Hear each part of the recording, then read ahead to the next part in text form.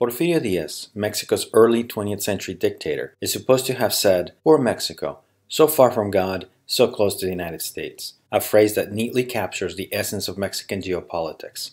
While important, however, this is hardly the only way in which geography has played a prominent role in Mexican history and politics. To see why, join me in this brief look at the country's political geography. Mexico is the 13th largest country in the world, larger than any other Spanish-speaking country on the planet except Argentina, and about a third the size of the United States. A lot of that land, however, is mountainous. When Cortés tried to explain to the Spanish King Charles I what Mexico looked like, he's supposed to have crumbled a piece of paper and showed it to him, like this, sire. The mountains he was referring to were three mountain ranges that crisscross the country from one end to the other. These are the Sierra Madre Occidental, Oriental, and del Sur, which conveniently translate to the cardinal directions, that is, western, eastern, and southern mother mountain ranges. The mountainous terrain means that Mexico has the highest average elevation in North America by far, at 1,111 meters, or 3,645 feet. This, in turn, has had a lot of consequences for the country. For one, Mexico has less arable land as a percentage of its territory than Spain, Argentina, and the United States, among many others. It also means that the government in Mexico City has always had trouble maintaining its authority throughout the whole country. In colonial times, there were constant rebellions or insurgencies, whether indigenous people like the Zapotecs who rebelled in Tehuantepec, Oaxaca in 1660, or insurgents in the 1810s, such as Vicente Guerrero and Antonio López de Santa Anna, who maintained their fight for independence long after the main leaders, like Hidalgo and Morelos, had been executed. Later, it was rebels like Juan N. Álvarez in the various civil wars that rocked the country in the 19th century, and later still, those who revolted against Porfirio Diaz during the Mexican Revolution in the 1910s. Today, it's the Mexican cartels, especially around the Sinaloa highlands, where the lack of reach of the state has historically made it a ripe area for the production of marijuana and other illegal substances. Mountains have also shaped the settlement pattern of the country. In all of Mexico, there are only a handful of major cities set at sea level, and even those mostly grew in the 20th century. Instead, sedentary indigenous people tended to settle in valleys where they could grow food, the most important of which was the Valley of Mexico in Oaxaca. Later, the Spanish would follow these and add some of their own as they created mining towns like Querétaro, Zacatecas, Durango, and many more. Mining made colonial Mexico rich, but its mountainous terrain made communication difficult. It could take around 20 days in colonial times to go from Mexico City to Veracruz, the main port in New Spain, and around 13 to 15 days to go to Guadalajara, a longer but flatter distance. It didn't help that unlike Colombia, Argentina, Brazil, or the United States, there were no navigable rivers to speak of. Its widest rivers, the Rio Bravo or Rio Grande as Americans call it, and the Colorado River, were too far north to integrate the country. Its next largest, the Grijalva-Usumacinta, were too far south, and the next largest, the Santiago Lerma and Rio Balsas, were not deep or wide enough, or navigable for only minute stretches, although they did provide important irrigation for agriculture.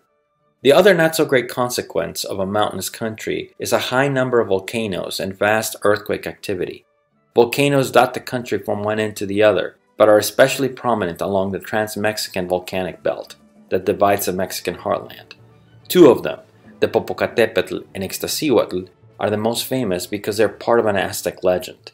The story goes that Popocatépetl, a Tlaxcaltecan warrior, and Ixtaccíhuatl, a Tlaxcaltecan princess, were in love and planning to marry. But when Popocatépetl went off to war, one of his rivals spread the lie that he had died in battle. Unable to deal with the grief, Ixtaccíhuatl died of sadness. When Popocatépetl returned and realized what had happened, he is said to have had his men build her a funeral table in a nearby mountain, and that's where he stayed. The gods, sad at the tragedy, turned them into mountains so they would be next to each other forever, and so they remain. Earthquakes don't add to the view or show up as characters in ancient legends, but they have shaped life in Mexico for centuries. In 1852, one of them totally destroyed Acapulco. In 1932, another one severely damaged Guadalajara and parts of Colima. And in 1985, the deadliest earthquake in Mexican history struck Mexico City, killing somewhere between 5,000 and 45,000 people. The inept handling of the rescue operations led to the then-dominant semi-dictatorial pre-government to open up to democracy in the 1990s. The mountains and locations in the tropics make for immensely complex ecological zones. so much so that there are at least 42 ecoregions that have been identified in the country. The most important outside of the mountain valleys and altiplanos are the deserts, especially in Sonora and Baja, the tropical rainforests around the Yucatan Peninsula, the temperate forests between the Pacific Ocean and the Sierra Madre Occidental, and the Mediterranean zone around Tijuana. Climate-wise, it's also extremely diverse as it contains every climate type other than those found in the Arctic. Thus, although you might find it surprising, there are places in Mexico where it regularly snows in the winter, such as the Copper Canyon in Chihuahua or the Monterreal Woods in Coahuila, just south of Monterrey. And of course, despite being in the tropics, a lot of the major cities are cool year-round. Mexico City, for instance, has an average high of 24 degrees Celsius or 75 degrees Fahrenheit in July.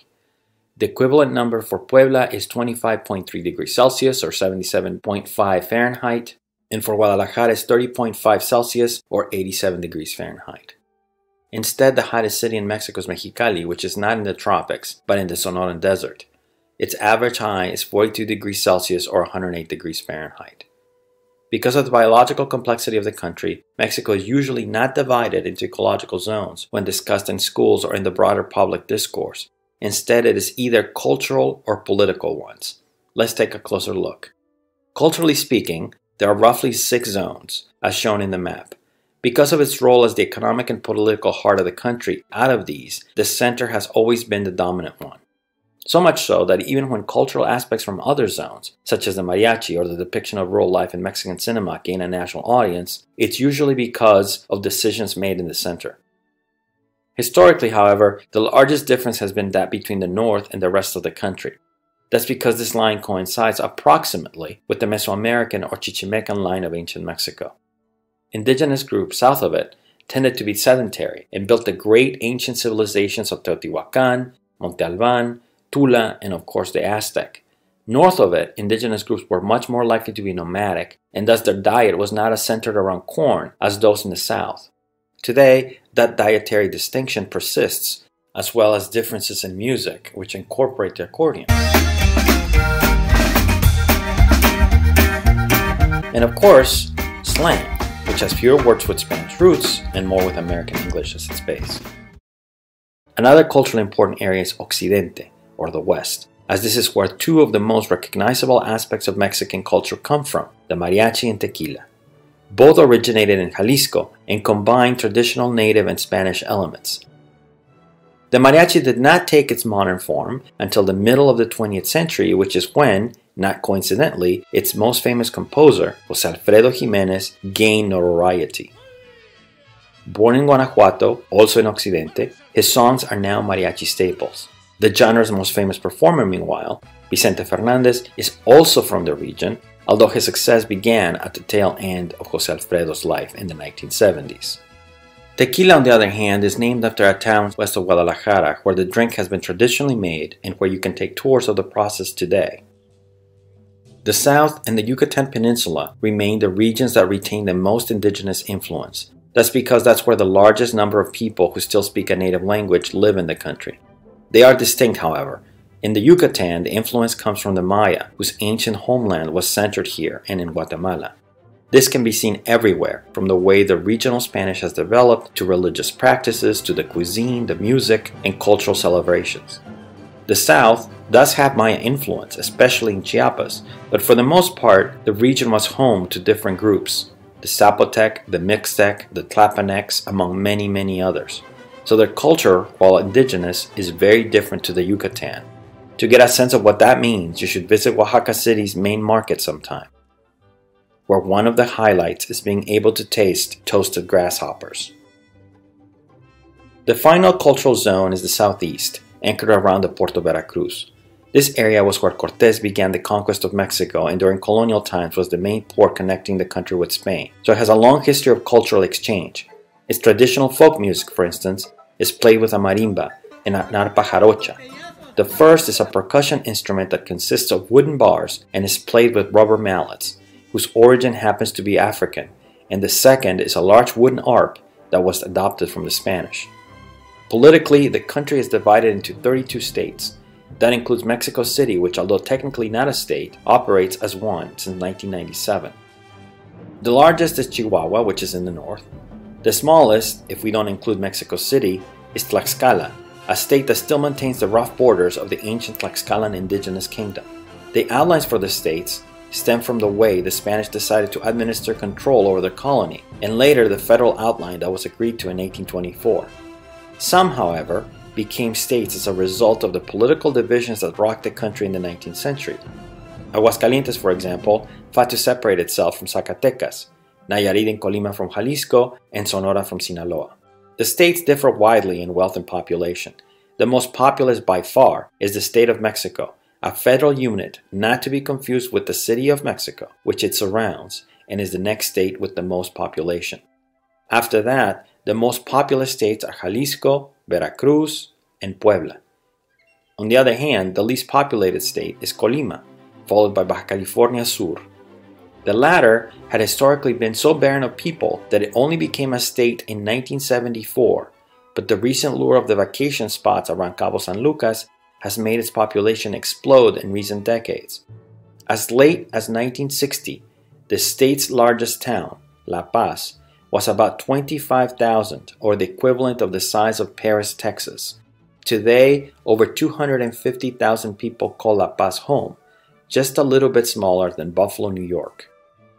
Economically, the wealthiest states tend to be those closest to the United States and vice versa, with those furthest away.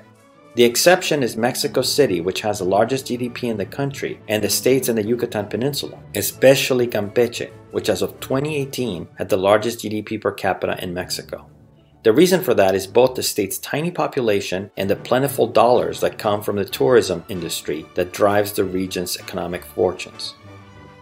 This division in wealth has been visible in Mexican politics for the last 40 years, but especially since the opening of democracy in 2000. The richer parts of the north and the area around Guadalajara have disproportionately voted for the candidates that promise economic liberalization, and the south for candidates that promise redistribution and the helping of the poor.